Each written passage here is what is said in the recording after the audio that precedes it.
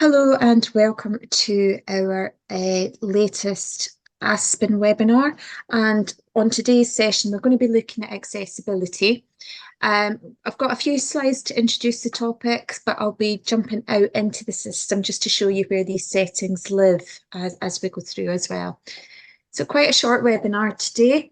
And just to begin with a little bit of background, we're looking at the WAI, the Web Accessibility Initiative.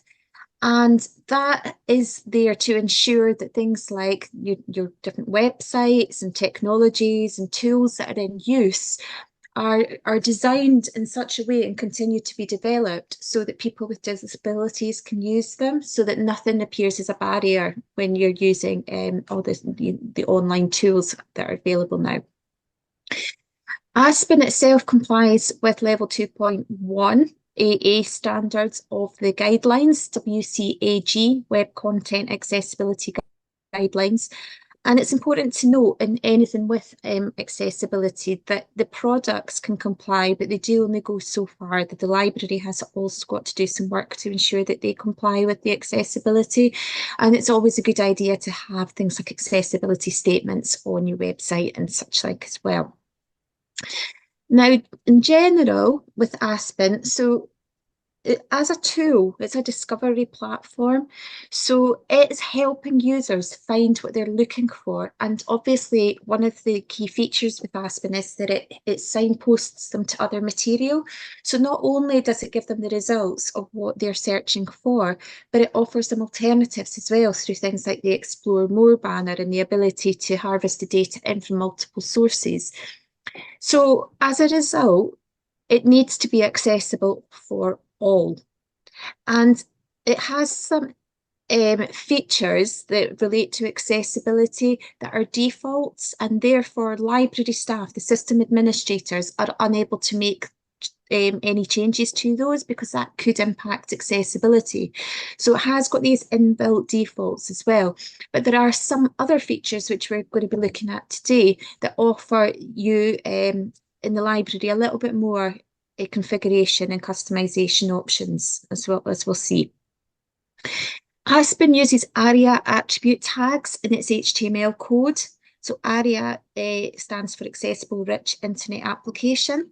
And essentially, these tags help to bridge the gap between the standard HTML and browsers, assistive technologies such as screen readers, JavaScript toolkits, and other applications as well. So the fact that it uses these ARIA attribute tags helps with the accessibility guidelines as well. Now, with Aspen, there's the community of developers working on it. So it is ever evolving, and every month there is a new release. And therefore, accessibility is key, and it's considered when any new developments or functionality is added. So it is always at the forefront of the developers' minds. And actually, some of the Aspen developers are part of groups that stay updated with the guidelines and the changes. So they're always sort of looking at how they can implement new features, but still retain that accessibility standard. So let's have a look at some of the options that there are within Aspen itself. So first thing to note is that anybody, when they're looking at Aspen, can set up their default language and the default display mode that they're interested in. Now, that can be done just from, I'll show you in a second, just from the top right-hand corner of the Aspen screen. But it can also be tied to login, so you can sign in and set your preference there as well. The library users can create own themes to be used, and that can assist with accessibility as well. So for example, you may want to select a dark mode or a high contrast mode. And when you're looking at the themes, you'll see that there's this option here to enable the high contrast theme. And the text there says it will add accessibility and styling enhancements to a high contrast theme. So I'm going to jump out and jump into Aspen. This is our demo system. And as you can see, there's the option to sign in, but I am not yet signed in. So if I have a look at my languages and display option here, This is where I can set for this session what language I'm going to be using, and also I can set up which display mode to use. So we've got a demo mode, a high contrast, and a dark mode set up at the moment. So if I just change that into high contrast mode and update those settings, you can see that it refreshes and it gives me that sort of high contrast visual against it. And I can toggle in and I can change it now into, say, dark mode, and I can update those settings as well.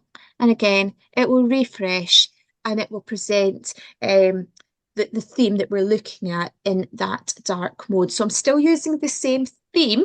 I'm still using our standard demo system, but I'm just changing the display accordingly into the relevant high contrast or dark modes. I'm just going to put it back to demo. Now, if I was to sign in, I would be able to set those preferences and save it as well, but you can just do it on a one-by-one basis there too. Okay, so let's move on to see what else we have with Aspen and accessibility. So there's a whole heap of color settings that can be used within the themes that you set up. So you can have multiple themes on your Aspen. If you've got, for example, multiple branches, if you're a public library or you are an academic library with different campuses, you might want to have themes set up for each.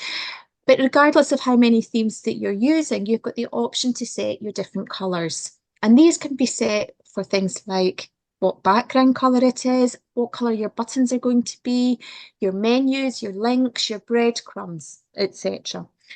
Now, with every color setting, as you can see on the screenshot here, every color setting has its text of what the color is indicating it's for.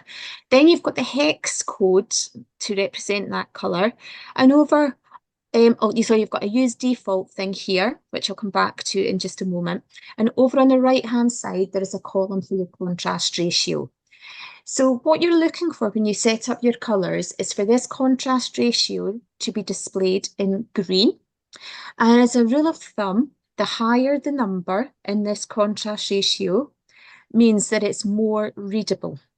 Okay, so you're looking for a higher number preferably. You do get an error if your ratio is not set correctly, and it won't actually allow you to save if it doesn't meet accessibility guidance. This use default flag in the middle here is allowing you in the library to set up the minimum contrast level that's allowed, and then it'll say to use the default for that flag. So I'll just show you where both of those are sitting. So if I come in to have a look at the layout settings first of all, because I've just clicked the link there, it's taken me to a configuration setting. So I do need to sign into my account. So I'll sign in as the admin user.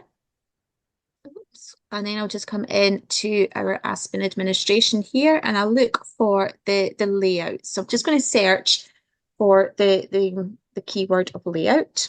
So let's see me looking for it. And it's this layout settings that I'm interested in here.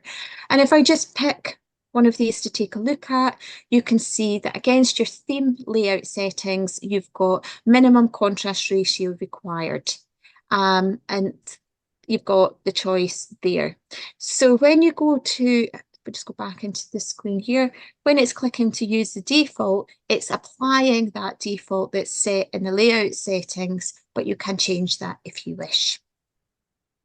Now I'm just going to come into themes and have a look at some of our themes as well. So just come in and look at our demo one.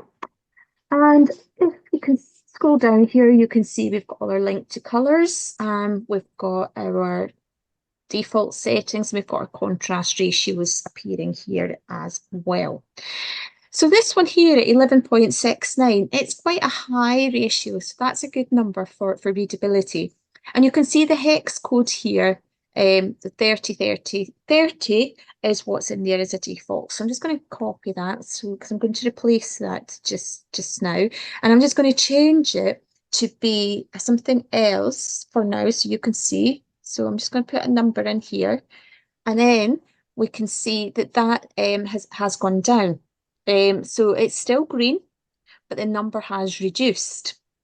And this hex color here represents this purple color. Okay, so we were at the 11 point something, we're now at 8 point something. Let me change it to something completely different. So let me do 2, 3, 4, 5, 6 Fs. And now you're seeing we're getting this displayed in red. So it doesn't like this at all. This is like an error, and it won't actually allow me to save this either because it's saying this isn't accessible. You're using colors that won't match with others. And if I just change it for a third time, if I do this one now,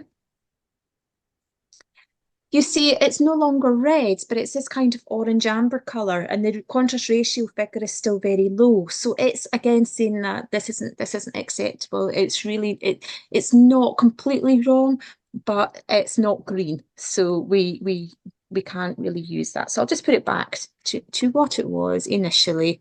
And then you can see it's returned to that high contrast ratio that we were looking at before. So the same applies for all color settings. So again, we've got things like we've got your set colors down here too, and further down, if we have a look under buttons, you'll have color schemes for all your different buttons and things. So it's throughout all your theme that you could set these accessibility contrast ratios. Now, if we look at images, when you upload images for any use in Aspen, you can put alternative text, alt text in there. And this is really useful for a number of reasons. If an image fails to load for any reason at all, then you will see the text appearing instead. Screen reading tools will also look at the alt text to read out, to describe the image to visually impaired users or anybody using a screen reader. And another benefit, although it's not directly related to accessibility, is that search engines can better crawl and rank your site. And of course, Aspen has the web builder functionality. So lots of libraries use Aspen as their website, and therefore having the alt text in there means that you know that it will be ranked more efficiently. So we can see here that we've got an image uploaded, and then we've got the wee text comment in there too. So again, I'm just going to show where that is on our system. So if I just return to the top of the page, and I'm going to search in our admin options for placards. And I'm just going to have a look at this cheese one that had on the screen there. So we've got some text. So this is for a placard that we're using. And we've got our image uploaded here. You can see that the image file's name's appearing here. And then you've got the ability to put your alt text in at this point too.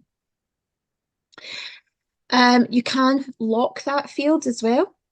And you do have the little question mark there to just tell you what it's expecting you to put in there. So just in case somebody wasn't sure what they were needing to put in there, you can click, just hover over, and it just says put the alt text for the image in there. Okay. And now if I move on to the final thing really I just wanted to highlight, which is keyboard navigation. So throughout Koha, you can use a tab key to move around the screen, and you can also hit enter instead of using the mouse click too. So when you're tabbing through some of your options and you maybe want to just you see something that's got a button to maybe say add something new, you can just hit that return key. And again, I'm just going to show you where that lives. And I'm going to stick actually into the same area where I am with this placard. So if I just click into one of these fields, this alt text field, and then I'm just using my keyboard and I can just tab between the different fields. Tabbing as well, actually, it doesn't just tab into the cells, it tabs across all the different elements. So I'm now seeing that it's landed on the text for this, the help text for this particular feature. And then again, the padlock, and then it moves down, and I can do, I can move back the way with my alt tab as well. So here now into my trigger word, along into that exact match column, along into the actions button, and you can see that that delete button now changes color, so you can see that that's where I've landed, and I can just continue to move through. And then when I now click on that, my next tab, that add new button changes color. And if I wanted to add a new trigger word, I simply can click return and it opens up that text box for me. So again, I've not used my mouse at all. I've just been using the keyboard navigation. So really, that's all I wanted to show you in this. It was just to highlight some of the accessibility features that come with Aspen, and hope that was useful. Thank you very much.